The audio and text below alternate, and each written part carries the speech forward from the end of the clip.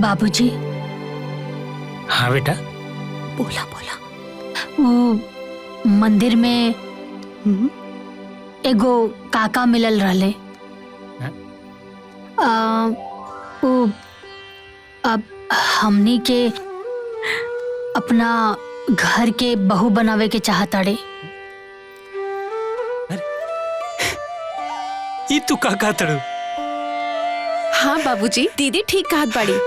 बाबूजी, वो कल मिले भी आवत रन और शादी के बारे में बात भी करिहन। बाबूजी, हाँ। हम कहत रानी ना रउआ से कि भोलेनाथ सब कुछ ठीक कर दी हैं, और मंदिर के पुजारी जी हमेशा कहत रहलन कि भगवान के अपने भक्तन की चिंता रहेला। एकदम ठीक कहत रहलन पुजारी जी। भोलेनाथ अपन भक्तन के हमेशा चिंता करेलन। उनकर महिमा अपरंपार बा। हाँ। जय भोलेनाथ। जय भोलेनाथ। हमार बेटियन के बेड़ा पार हो गए। हे प्रभु।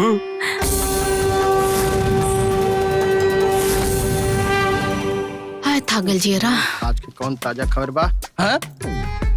अमीर लड़की को चाहिए शादी के लिए अमीर लड़का।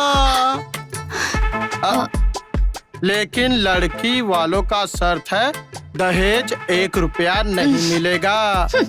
बेकार दीदी। पागल। बड़ी बहन ने नहीं कराई छोटे भाई की शादी, तो भाई ने कर दिया अपने बहन की हत्या। अरे चल रख, कनिका आलतू पालतू पढ़त रहेले। ढेर पेपर के पढ़े वाला आइल बड़े। अरे माई। हाँ हेलो माई। हेलो। प्रणाम। खुश रहा बिटिया, जल्दी से घरे चलावा, हमार तबीयत बहुत खराब। अरे का हो गई? बिटिया हमार मन बहुत घबरात बा, तो जल्दी से आ जा, बस तू आ जा। अच्छा अच्छा अच्छा, ठीक बा, घबरा मत तू, हम तुरंत आवतानी। हाँ हाँ ठीक बा, प्रणाम। क्या बोल दीदी? अरे माई के तबीयत बहुत खराब हो गई बा। सुंदर, एक काम कर, तू ना रमेश के बता दिया कि हम माई के घर गइल बानी। ठीक बा? हम चली का? ना, हम अकेले चल जाए, लेकिन तू बता दिया ध्यान से। ठीक बा, जो।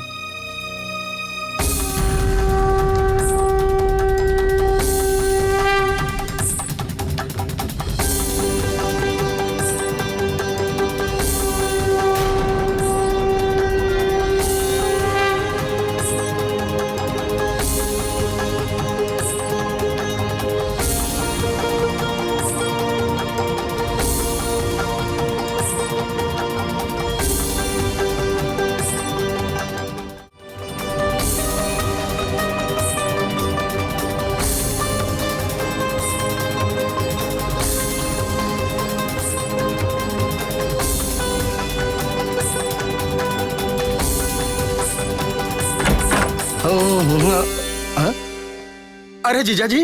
अरे सुंदर जी। तोहार दीदिया कहाँ बाड़ी? जीजा जी कहा है ना कि हमार माई के तबीयत खराब रहल, उनकर फोन आयल रहे, तो दीदी उन्हीं से मिले गेल बानी। ओ बाबूजी प्रणाम। खुश रह लो। बाबूजी इतना जल्दी शहर से आप आ गई नहीं? अरे जौना काम से शहर गए रही हूँ, काम जल्दी हो गई। चचा लेनी बाबूजी शहर से हमने खातिर कुछ लेनी है कि ना? लेनी कहा लिए नहीं है बाबूजी? का बाबूजी? खुशखबरी। खुशखबरी? शहर में तू तीनों के बियाह खातिर 3 गो लड़की देख के आ रहल बानी। लेकिन बाबूजी माई तेजा बिया ना, और बिना उनकर मर्जी के हमने के बिया कैसे हो सकेला? आहा तू चिंता छोड़ा ना, मुनगा के मना ले। हैं? अच्छा ए जीजा जी, अगर ये चीजिया पहले कहले रहती तो हमरो बियाह हो गए रहता। हाँ। अरे तोहरो बियाह करा दे, तोहरो बियाह करा दे। सच? जीजा जी की जय हो, जीजा जी की जय हो, जीजा जी की जय हो, जीजा जी की जय हो।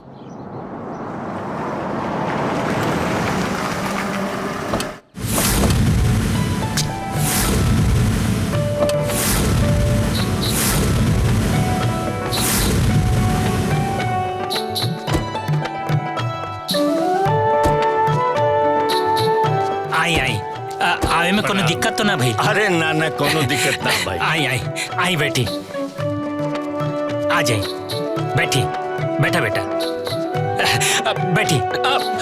उर्मी, प्रिया, अरे गुड़ पानी लेके आवा। अच्छा अच्छा ठीक बा, रउआ बैठी तो सही। अरे रउआ परेशान काहे हो रहल बानी, बैठी। ना ना ना ठीक बनी हम। आवा बेटा, उर्मी जल्दी आवा बेटा।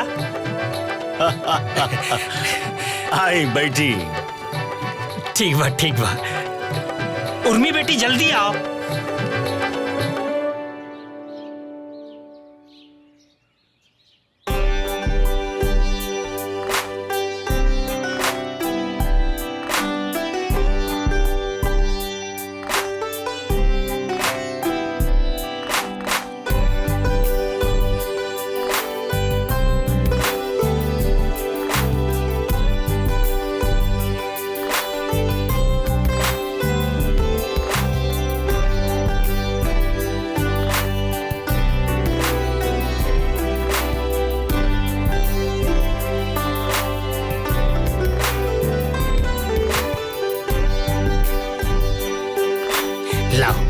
ये हमार बड़की बेटी उर्मी।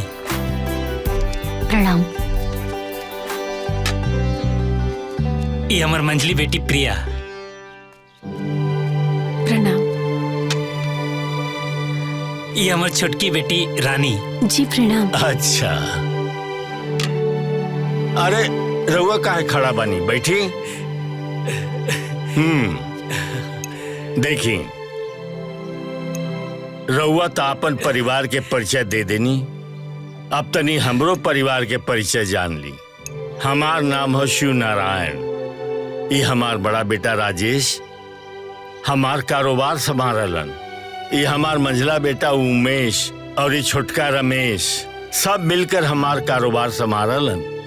एक बात और बता दी, ये लोग कौनो नशा पाती ना करेलन। अरे ये तो रउआ सबके देख के ही लगा था कि रउआ लोग कितना नेक और नेक दिल इंसान बनी जा। हाँ, यह बता दी कि हमरा लगे 200 एकड़ जमीन बा, 5 गो फैक्ट्री बा, गाड़ी घोड़ा बंगला रुपया पैसा सब कुछ बा। बस एक चीज के कमी बाकी, हमरा घर में संस्कारी बहू नहीं खे।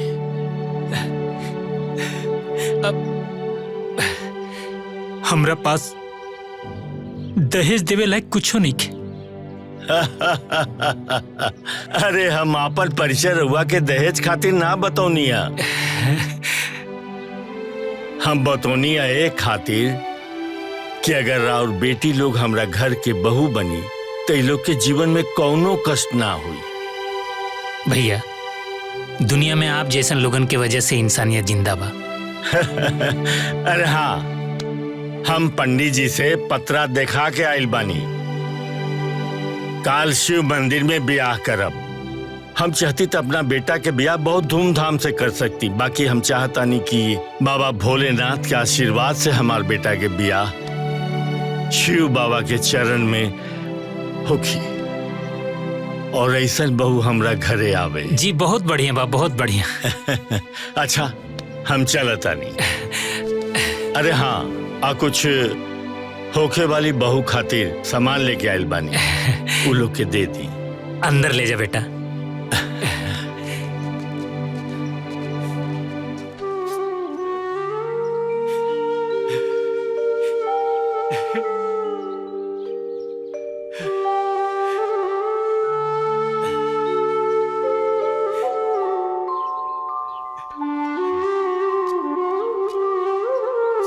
बाबूजी, हम कहत रहनी ना, जेकर केहू ना होला ओकरा पर भगवान भोलेनाथ आपन कृपा हमेशा बनौले रहला। हाँ बेटी, तू सच कहत रहलू।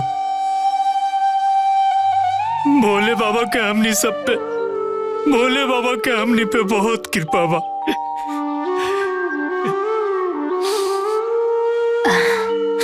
चली